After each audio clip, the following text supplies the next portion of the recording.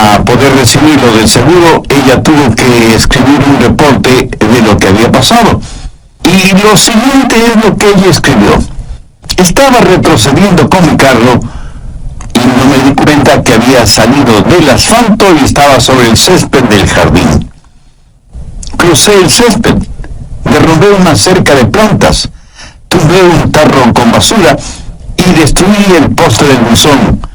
Me salí de la acera y fui a chocar contra un automóvil de mi vecino y entonces me di cuenta que había perdido el control de mi vehículo. Muchas personas están fuera de control y ni siquiera lo saben.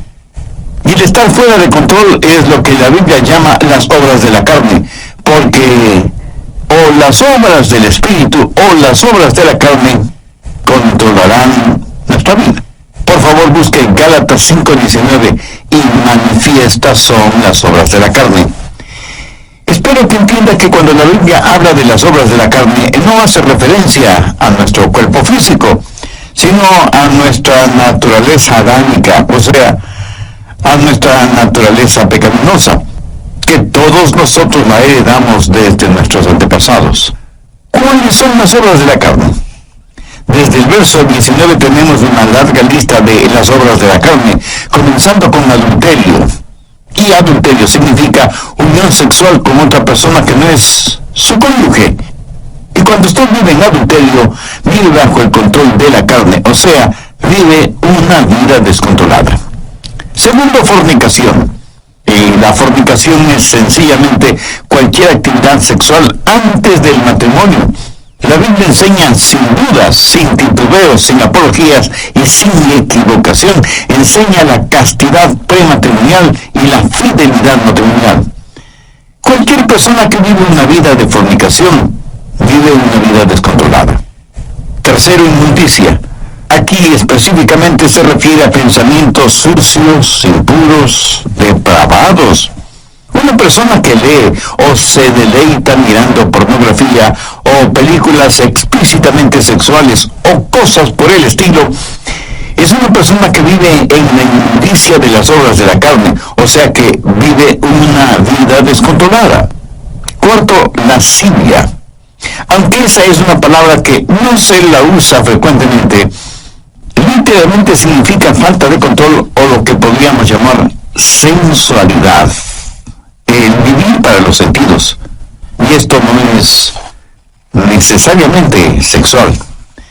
Puede ser la borrachera, la glotonería, o sea, un desordenado deseo por la comodidad, la ociosidad, el complacer a sus 5 sentidos, dejar que ellos controlen su forma de vivir.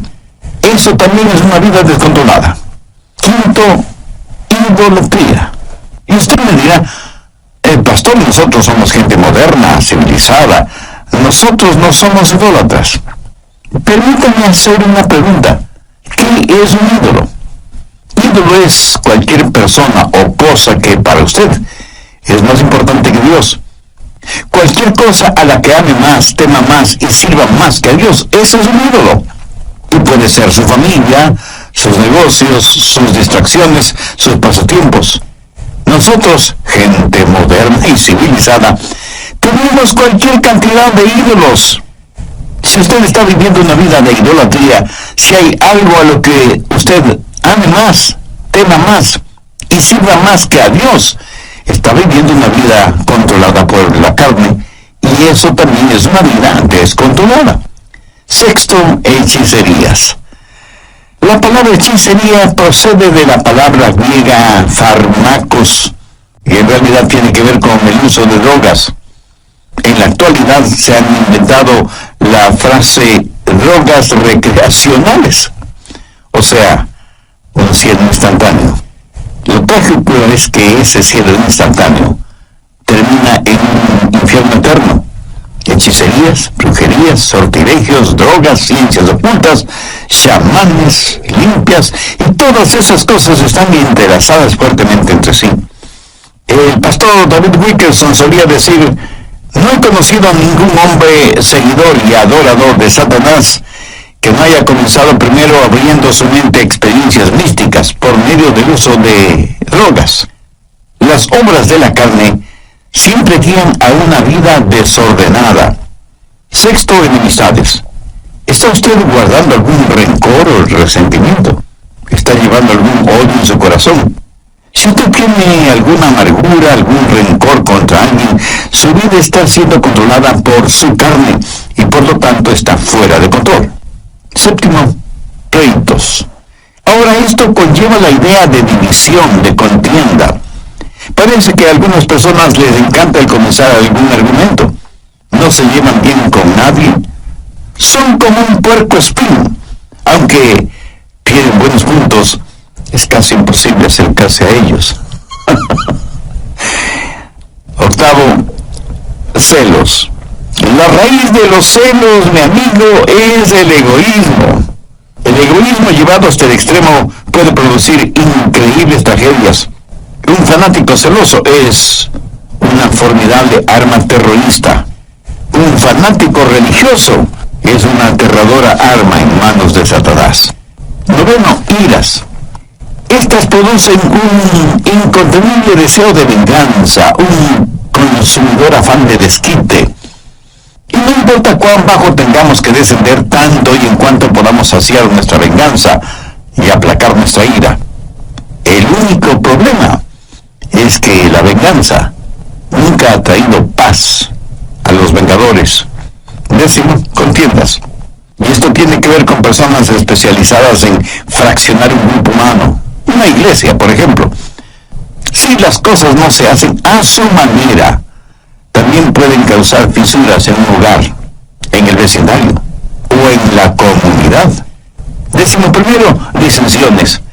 La palabra sedición, derivada de disensión, literalmente significa estar aparte y hace referencia a personas que forman pequeños grupitos y enclaves porque piensan que son mejores que todos los demás. A veces son precursores de cultos, logias y hermandades que son muy selectivos en cuanto a su membresía se refiere. Décimo segundo, herejías. Las herejías invariablemente están relacionadas con las doctrinas falsas y no quieren adherirse a la palabra de Dios. Personas controladas por las obras de la carne en vez de ser controladas por las obras del Espíritu. Décimo tercero, envidias. Una persona envidiosa es una persona que no está satisfecha con lo que tiene. Posee un espíritu de codicia. Carece de un espíritu de agradecimiento. Y no es que únicamente quiere más, sino que quiere tener más que todos los demás. Décimo cuarto, homicidios. Y no faltará quien inmediatamente pensará, qué bueno que yo no soy un asesino. Cuando Jesús interpretó no la letra de la ley, sino el espíritu de la ley, dijo que si tenemos odio, rencor, venganza en el corazón contra alguien, somos homicidas, sin necesidad de disparar un arma o de utilizar un puñal. Décimo quinto, borracheras. Esto no hace referencia al hecho de beber cerveza o licores hasta perder el sentido, sino a la realidad de que nuestra mente ha sido narcotizada, insensibilizada. Significa que tiene un impedimento en su capacidad mental.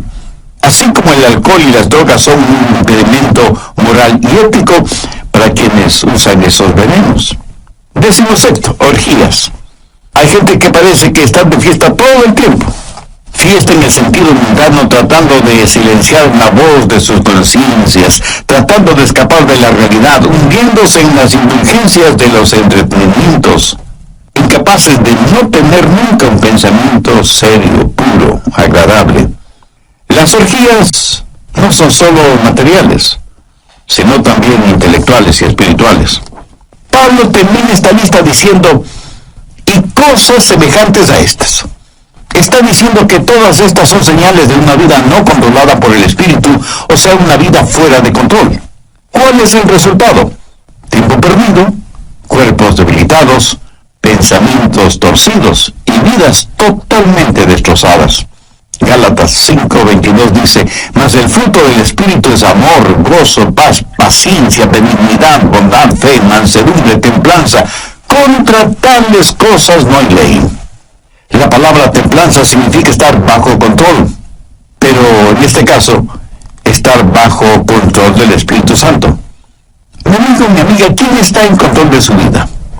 Al respecto, hay algunas cosas importantes que debemos saber. Primero, cómo vivir una vida controlada por el Espíritu. Gálatas 5:13. Porque vosotros, hermanos, a libertad fuisteis llamados, solamente no uséis la libertad como ocasión para la carne, sino servíos por amor los unos a los otros. Y en el siguiente versículo, Pablo nos dice cuál es el estándar del amor. Porque toda la ley en esta sola palabra se cumple: amarás a tu prójimo como a ti mismo. Ese es el estándar legal. Y si queremos saber si estamos viviendo una vida de acuerdo a los parámetros de Dios, solo tenemos que hacernos la pregunta: ¿amo a los demás como me amo a mí mismo? El estándar de una vida autocontrolada o una vida controlada por el Espíritu es la ley. Pero la medida de eso es el amor. Hay tres maneras de mirar esto de la ley. Algunos ven la ley como su enemiga. La carne les dice: no tengas nada que ver con ninguna clase de ley. La carne no quiere que nadie ni nada le sujete. Quiere hacer lo que le plazca. Eso es lo que se llama libertinaje. Otras personas miran a la ley como su amo. Y Pablo predica contra eso, porque quienes viven bajo la ley están siempre luchando, pero nunca alcanzan la victoria. Saben lo que dice la ley. Saben que la ley es buena y justa, y por eso tratan de vivir bajo la ley, aunque eso les cueste la vida. Y quienes viven de esa manera, bajo la ley, son legalistas. Recuerde que la vida cristiana no es una relación de ley, sino una relación de amor. Muchos viven vidas de negativismo y ven a la ley como su amo. Gálatas 5:1.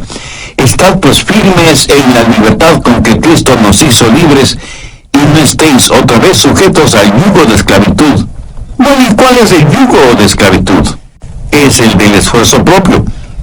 Cuando usted ve a la ley como su amiga, eso es libertad. Y tenemos tres opciones: libertinaje, legalismo o libertad.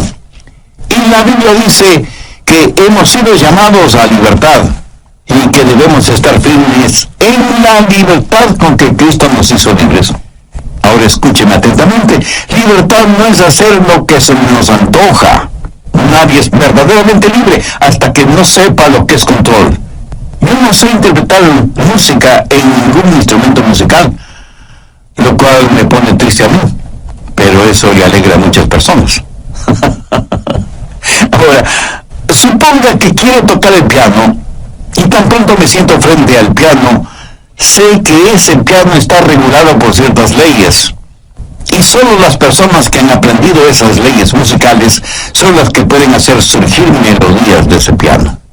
El salmista dijo: tus estatutos han sido mi canción en el día de mi peregrinaje. Cuando la Biblia dice que tenemos una vida de libertad, y esa libertad está controlada por el Espíritu, recién y solo entonces sabremos lo que es la verdadera libertad. Pero ¿cómo tener ese control, esa disciplina en nuestras vidas?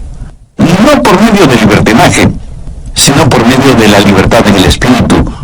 Nuestras vidas necesitan estar bajo control, pero no bajo nuestro propio control, porque eso lo único que producirá será libertinaje, sino bajo el control del Espíritu para tener libertad. Pero aún el parámetro de la libertad no es suficiente. Necesitamos fortaleza. ¿Dónde tener la fortaleza para vivir una vida controlada por el Espíritu? Bien, veamos Gálatas 5, versos 16 y 17. Digo pues, andad en el Espíritu, y no satisfagáis los deseos de la carne, porque el deseo de la carne es contra el Espíritu, y el del Espíritu es contra la carne, y estos se oponen entre sí, para que no hagáis lo que quisierais. Verán, parte de mi naturaleza es carnal, y parte de mi naturaleza es espiritual, cuando he nacido de nuevo. Y estas dos naturalezas están dentro de mí, y lo mismo pasa en usted, ¿verdad? Y el Espíritu Santo dice a nuestro espíritu: vive para Dios y vive victoriosamente. Es una especie de guerra civil dentro de nosotros. y por nosotros mismos no podemos tener una victoria. Entonces, ¿qué hacer? Verso 16.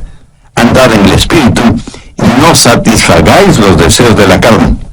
Note que no dice satisfacer los deseos de la carne para que podáis andar en el Espíritu. Eso es legalismo. Y es el sendero por el cual caminan millones de seres humanos. Si alguna lección espiritual he aprendido y sigo aprendiendo, es que no puedo caminar en el Espíritu si lo que me interesa es complacer los deseos de la carne. La santidad no es el camino hacia Cristo. Cristo es el camino hacia la santidad. ¿Dónde conseguir esa clase de fortaleza? Gálatas 5:18. Pero si sois guiados por el Espíritu, no estáis bajo la ley. El ser guiados por el Espíritu significa que yo voluntariamente busco la guía del Espíritu porque quiero caminar voluntariamente en el Espíritu. El estándar de la ley de Dios se manifiesta en el amor, y la fortaleza para esto es si caminamos en el Espíritu. Por lo tanto, la vida controlada por el Espíritu es el caminar en el Espíritu. Y todos sabemos lo que significa caminar, ¿no es cierto? Pero pensemos sobre esto un poquito más. Primero, el empezar a caminar. Un viaje de 1 kilómetro o de miles de kilómetros empieza con un paso. Voy a caminar de aquí hasta allá. Ahora, el comenzar a caminar es un acto de mi voluntad. Pero escúcheme, la vida controlada por el Espíritu, la vida espiritual disciplinada, no se vive por el poder de la voluntad, sino que se la vive por el poder del Espíritu Santo. Pero usted debe decidir. Y yo no puedo decidir por usted. Nadie, absolutamente nadie puede decidir por usted. Es algo que solo usted puede decidir. Y puede decir, voy a vivir guiado por el Espíritu. Veamos Efesios 5:18. No os embriaguéis con vino, antes bien sed llenos del Espíritu. ¿Por qué Dios dijo por medio de Pablo que no debemos embriagarnos con vino y que más bien seamos llenos del Espíritu Santo? Porque quiere darnos no solo un contraste, sino también una comparación, porque ser llenos del Espíritu es como estar embriagados con vino. El hombre puede decidir qué es lo que va a beber, esa es su decisión, pero una vez que decide qué beber, lo que bebe toma control de él. ¿Lo entiende? Cuando está borracho, está bajo la influencia, bajo el control de aquello que bebió. Así que por un acto de su voluntad, usted decide ser lleno del Espíritu. Pero una vez que eso se hace realidad, es el Espíritu Santo el que tiene control sobre usted. Ahora usted está lleno no de vino, sino del Espíritu Santo. Es el comienzo de su caminar espiritual. ¿Cómo calificaría usted su caminar actual? ¿Carnal o espiritual? Si su caminar aún es carnal, no quisiera caminar hoy. El doctor Adrian Rogers, en la voz del pastor Lenín Villarón, nos entrega la segunda parte de su mensaje, Cómo tener una vida controlada por el Espíritu. Desde el programa anterior estamos estudiando cómo tener una vida controlada por el Espíritu, teniendo como base bíblica lo que el apóstol Pablo dice en Gálatas 5, desde el verso 19 hasta el 23. Y manifiestas son las obras de la carne, que son adulterio, fornicación, inmundicia, lascivia, idolatría, hechicerías, enemistades, pleitos, celos, iras, contiendas, disensiones, herejías y cosas semejantes, acerca de las cuales os amonesto, como ya os lo he dicho antes, que los que practican tales cosas no heredarán el reino de Dios. Mas el fruto del Espíritu es amor, gozo, paz, paciencia, benignidad, bondad, fe, mansedumbre, templanza. Vimos también algo detalladamente el significado de estas obras de la carne, e hice énfasis en primer lugar en cómo vivir una vida controlada por el Espíritu, porque como también lo dijo Pablo en Gálatas 5:13, porque vosotros, hermanos, a libertad fuisteis llamados. Solamente no uséis la libertad como ocasión para la carne, sino servíos por amor los unos a los otros. Y en el siguiente versículo, Pablo nos dice cuál es el estándar del amor, porque toda la ley en esta sola palabra se cumple: amarás a tu prójimo como a ti mismo. Bien, continuemos. Segundo, la circunferencia de su caminar. ¿Qué significa caminar en el Espíritu? Note que no dice caminar con el Espíritu. Tampoco dice caminar siguiendo al Espíritu. Claramente dice andar en el Espíritu. Para mí, eso significa que el Espíritu debe ser la circunferencia de su caminar. Por ejemplo, si yo le dijera a usted, camine en este edificio, significa que usted debe estar en ese edificio.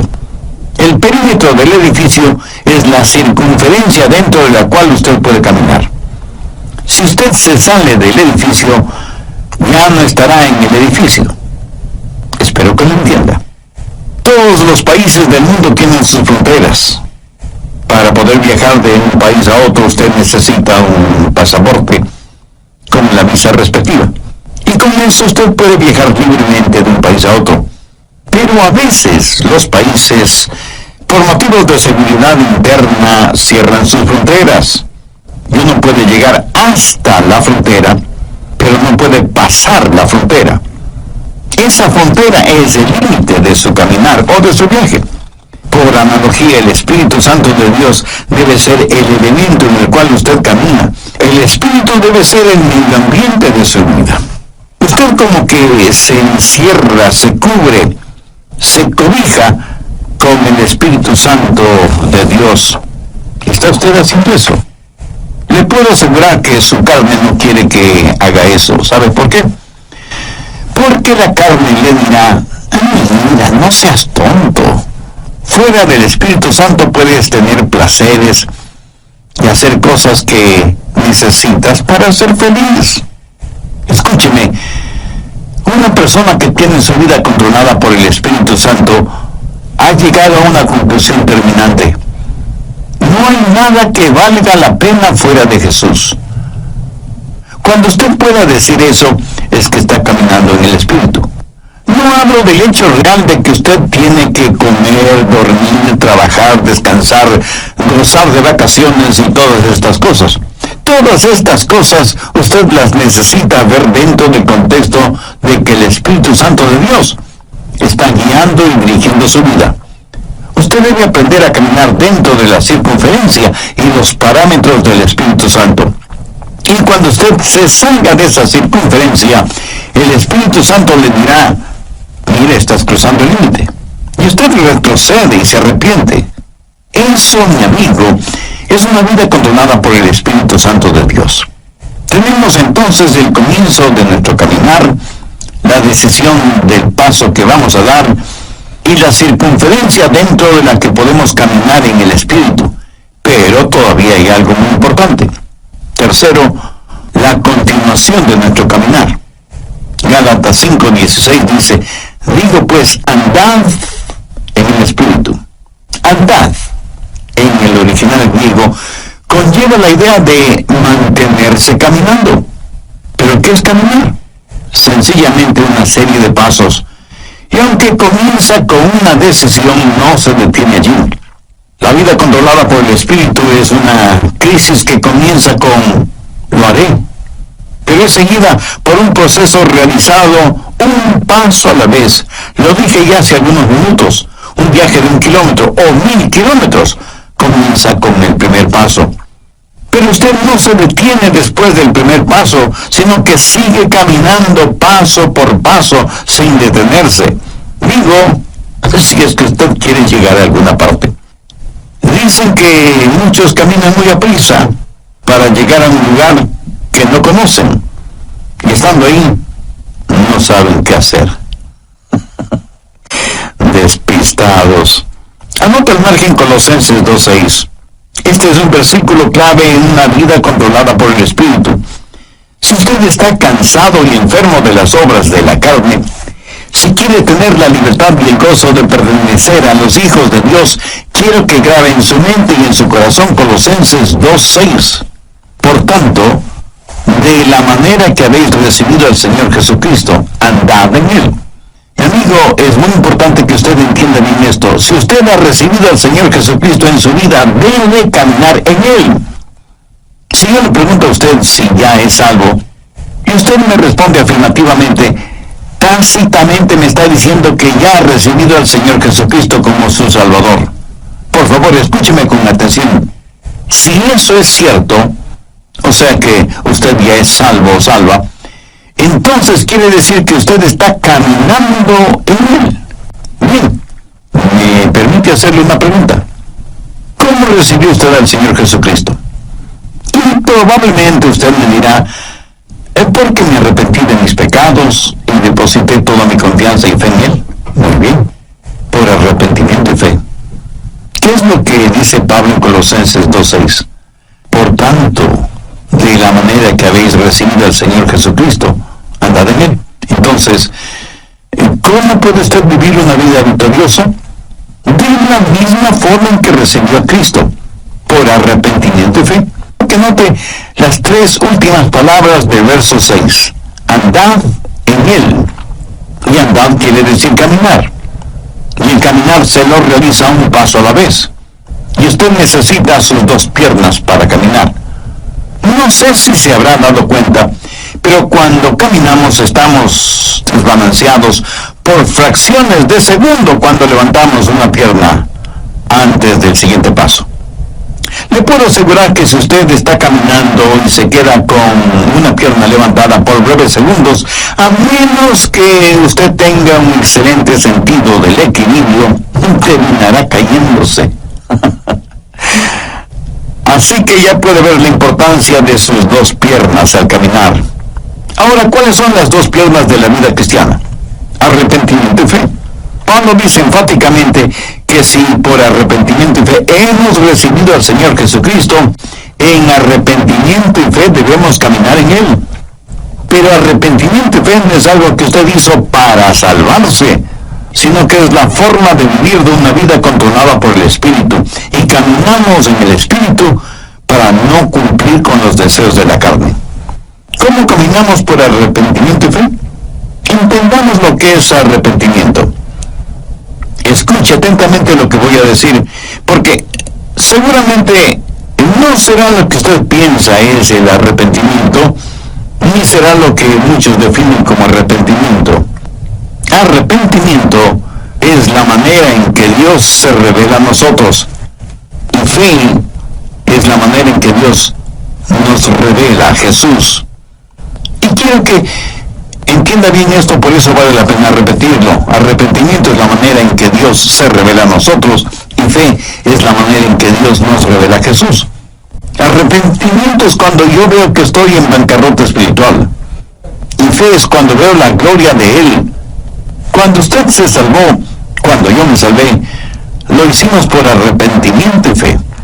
Permítame compartir un poquito de mi testimonio personal. Cuando no era más que un muchachito, un jovencito, no sabía mucho de religión, y mucho menos de teología, por supuesto. Pero mi corazón tenía hambre de Dios. Luego escuché a un pastor predicando el mensaje de salvación y diciendo que solo en Jesucristo podríamos ser salvos. Hice esa decisión y le entregué mi corazón y mi vida al Señor Jesucristo. Le entregué todo lo que sabía de mí a todo lo que sabía de Él.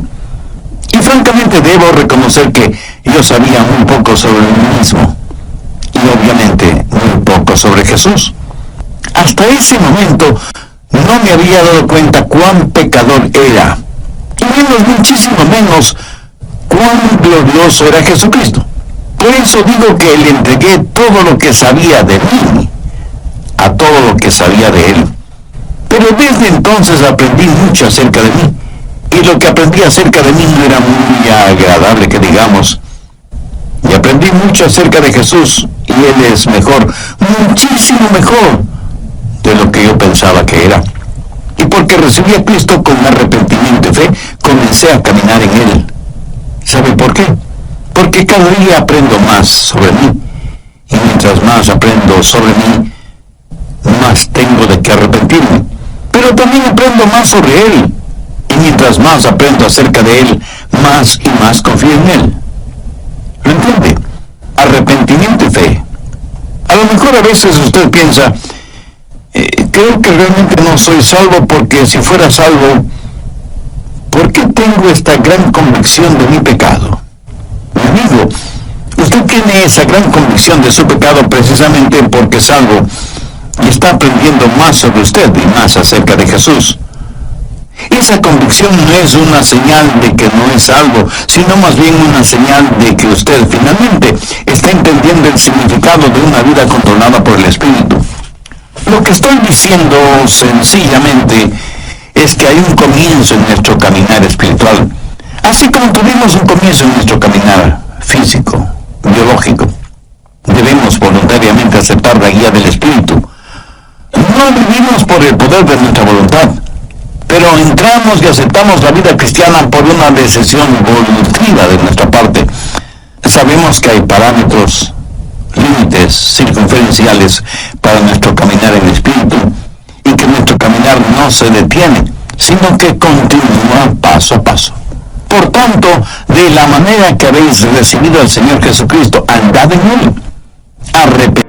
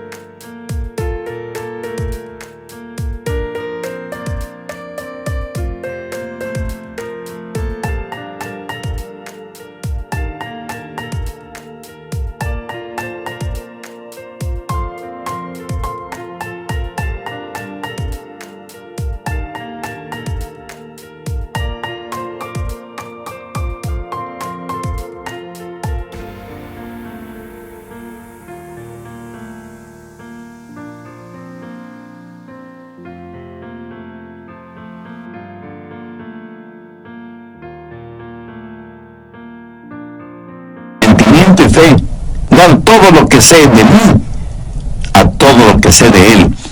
Y de pronto, súbitamente, usted descubre que usted no está en control, que Dios está en control de su vida por medio de su Santo Espíritu, y que su vieja naturaleza pecaminosa, carnal, ya no tiene nada que hacer en usted, porque ahora usted está caminando, creciendo en el Señor Jesucristo, guiado por el Espíritu Santo.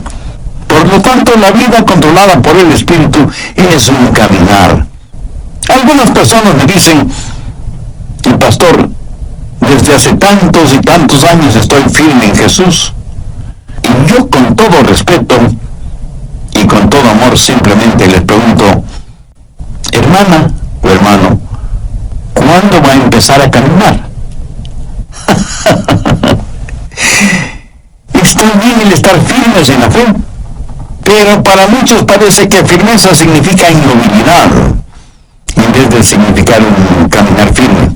Resumiendo, permítame decir que el estándar de la ley de Dios es el amor, y la fortaleza de nuestro caminar en el Espíritu con arrepentimiento y fe, lo cual producirá en nosotros una verdadera satisfacción espiritual. Veamos una vez más Gálatas 5, 22 y 23.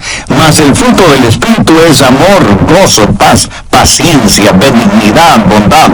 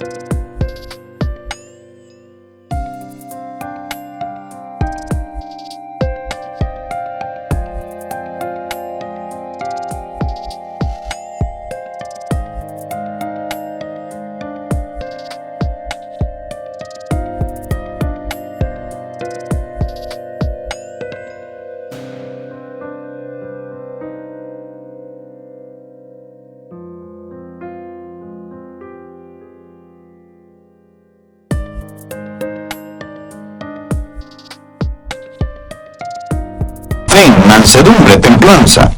Escúcheme, el diablo utilizará a sus familiares y amigos no cristianos para que le digan, tú no quieres vivir esa clase de vida, es tan aburrida. Mi amigo, esa es la única clase de vida que vale la pena vivirla. Es la única vida que produce genuina y eterna satisfacción. El apóstol la identifica como fruto, y un buen fruto es por lo general delicioso, hermoso, oloroso y satisface. Una fruta es para ser consumida, para aplacar el hambre.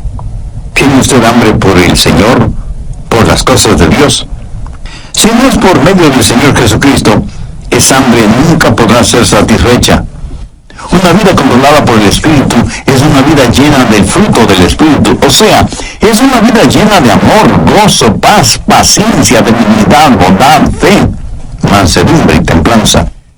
La carne y el Espíritu están luchando en usted ahora mismo. El resultado depende de usted. Si usted dice, voy a vivir una vida de libertinaje y ver la ley de Dios como mi enemiga, no voy a vivir una vida de legalismo y tener la ley como mi amo. Si dice eso, le estará dando la victoria a la carne. Pero si dice, voy a tener a la ley como mi amiga, voy a vivir una vida de verdadera libertad, voy a buscar la fortaleza del Espíritu Santo y buscar voluntariamente la guía del Espíritu Santo y dejar que Él marque los parámetros normativos de mi vida y que me ayude a encontrar todo en Jesucristo, voy a caminar un paso a la vez en arrepentimiento y fe. Si usted dice eso, Dios le dará libertad. La libertad con que Jesucristo quiere hacerle libre. Y si hay alguna disciplina de su parte, no piense que la disciplina es restrictiva. Ninguna persona es más libre que aquella que vive en una vida controlada por el Espíritu. Si usted que me está escuchando ahora mismo no es una persona ya salvada, ¿por qué no deja que Dios tome el control de su vida? ¿Por qué no ser de Jesús su mejor amigo? ¿Por qué no llevar su corazón a Dios este mismo instante y le dice, Dios, sé que soy pecador y estoy perdido espiritualmente? Necesito ser salvo y quiero ser salvo. Señor Jesús, tú moriste en la cruz para salvarme y prometiste hacerlo si deposito mi fe y mi confianza en ti. Pues este mismo momento, por fe, te invito a que vengas a morar en mi corazón y seas mi Salvador y mi Señor. Te entrego el control total de mi vida y